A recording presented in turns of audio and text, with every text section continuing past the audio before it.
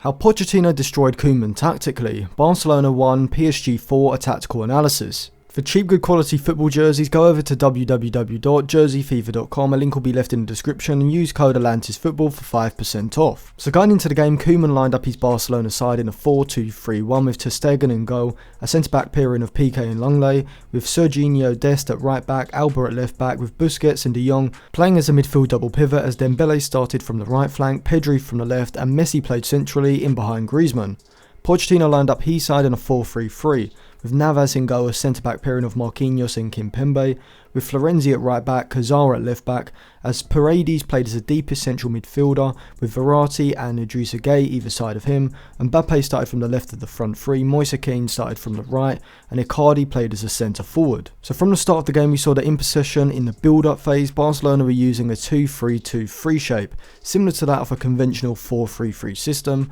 with the fullbacks pushing up in line with the deepest midfielder Busquets, staying wide to stretch the PSG system. PSG wouldn't press aggressively in Barcelona's defensive third, sitting in a 4-2-3-1 shape with Verratti pushing up onto Busquets, and if Pochettino had wanted to press high, he would have instructed Moise Kean to push further up the pitch and the midfield line to also push up the pitch to make the press more vertically compact. But I think Pochettino chose this pressing style because he wanted Barcelona to be able to move out of their defensive third in order to create more space when there was a turnover and then allow PSG to counter into that space. In the middle third, PSG dropped off into a flat 4-5-1, with Verratti often pushing out of that midfield line onto Busquets to stop a simple pass into him, or when Barcelona switched the play to the opposite centre-back in order to stop them being able to dribble forward with the ball past Icardi's line. Barcelona's shape was interesting. They operated with a box shape in midfield, with two players in the half spaces and the two players in a deeper double pivot, and the positioning of Pedri, De Jong and Messi was fluid,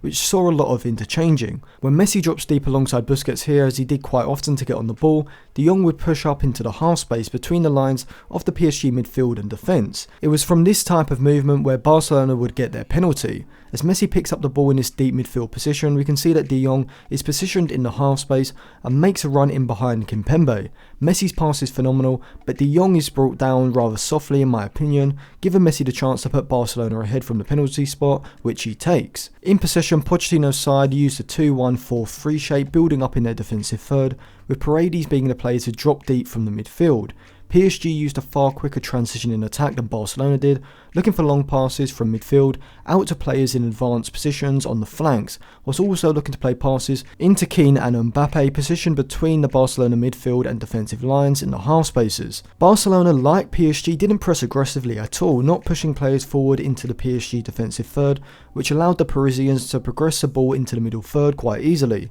When in the middle third, Barcelona sat off quite passively, with De Jong sometimes pushing up alongside Messi to create a temporary 4-4-2 shape at times. Messi was given a free role so didn't press assertively at all, whilst Griezmann was tasked with dropping from his centre forward role when in possession into a left winger role when out of possession. In the middle and final third, we saw PSG's shape move to a 2-3-5 as the fullbacks Florenzi and Cazorla pushed forward aggressively like wingers, allowing Kean and Mbappe to take up these narrow positions, with Paredes playing as a regista in that deep central midfield position, and Gueye and Verratti moving from wider, deeper positions when the fullbacks pushed forward, into positions between the lines as well when PSG had the ball in the final third. The problem that Barcelona's defensive setup had was that they weren't applying enough pressure to the PSG midfield high enough up the pitch. What we are accustomed to seeing from Barcelona sides is that they squeeze up the pitch with a high backline and a vertically compact pressing shape, stopping the opposition's midfield having time on the ball. However, Koeman's side sit far too deep and are far too passive out of possession. This means that Paredes and Verratti were able to get on the ball and had a simple long pass out to the fullbacks. Barcelona's back four were essentially up against the front five, meaning that they had to sit narrow, and when Griezmann and Dembele didn't track the fullbacks' movement down the flanks, a point of progression into the final third was on for PSG. Marquinhos' vision and long passing throughout the match was brilliant, and it created PSG's first goal. He picks up the ball here and plays a wonderful pass over the top of Dembele to find Cazorla's run. His first time pass back into Verratti and Verratti's first time flick into Mbappe are both perfect, and and once Mbappe has a ball at his feet, it's his ability to shift the ball quickly and his acceleration in such a small space which enables him to create the chance from where he smashes it into the roof of the net past ter Stegen. Going into the second half, we did see Herrera replace Idrissa in midfield, and PSG's positioning in their central midfield did change slightly, as they now had a double pivot forming as one of Verratti or Herrera sat alongside Paredes whilst the other would push up into the half space between the lines. The problem for Barcelona was that they weren't pressing high enough up the pitch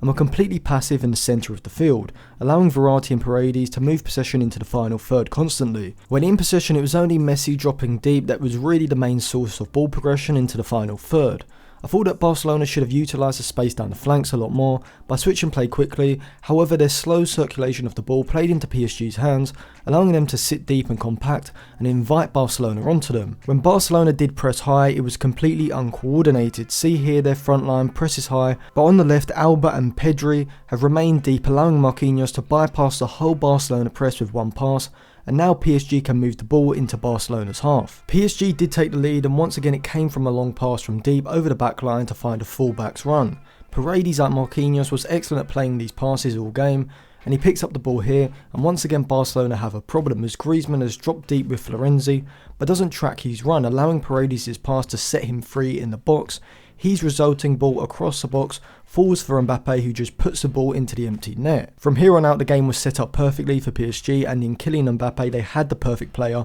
for this situation. Pochettino was using both Mbappe and Kane as wide forwards, unlike a 4-3-3 that Guardiola uses, say, where the wingers stay wide and hold their width. Mbappe and Kane were encouraged to not only move infield when PSG had the ball, but also retain higher positions without the ball and look to make runs down the channels in order to isolate their fullbacks in one-on-one situations, which Mbappe did throughout the second half. This is something that Barcelona should have done more throughout the game, but Griezmann and Dembele were dropping so deep with Florenzi and Kurzawa that when Barcelona did win the ball, they weren't in a position to offer a counter-attacking threat. We saw in the first half that one of Barcelona's best chances came from a quick ball out to Griezmann from a turnover in Barcelona's half, and Griezmann was able to drive up the field into a shooting position on the edge of the box. Instead, Barcelona look to use a possession-oriented system, but don't have the movement in the middle third or the individual quality in the final third to break down a compact defensive unit like PSG's. On the other hand, in Paredes, Verratti and even Marquinhos, PSG have players who are excellent long passers of the ball from deep positions, and in Icardi and Mbappe especially, PSG have top-level players in the final third, and Mbappe was the difference in this game. Mbappe was constantly dropping into the space between the lines, receiving the ball and then using his pace and dribbling ability to drive the ball up the pitch with his vision, weight of pass and also his finishing around the box being world class. Barcelona, on the other hand, were heavily reliant on Messi, as Pedri is not yet at the level that Barcelona need. Whilst Dembele is very good at carrying the ball past players into dangerous positions, his end product is significantly lacking. Moise Kean added a third from Paredes' free kick before PSG would begin to sit deeper in a 4-5-1 with Danilo Pereira coming on, soaking up the pressure before counter-attacking into the space, which led to the break that allowed Mbappe to curl the ball into the top corner to make it 4-1. So overall, PSG's defensive shape sat deep and allowed Barcelona to move forward with the ball, which acted as a method to draw Barcelona out and therefore give Pochettino's side the space to counter into, using Paredes and Marquinhos' long passing and Kane and Mbappe's dribbling ability. Ronald Koeman's tactics were poor, Barcelona's press was completely uncoordinated and they were totally reliant on Lionel Messi to progress the ball into the final third, which did make it easy for PSG to defend against. So thank you for watching. If you enjoyed that video, remember to subscribe to the channel, give the video a like, check out some of my other videos, links in the description below, follow my other social media accounts as well for more content, and put your thoughts in the comment section below.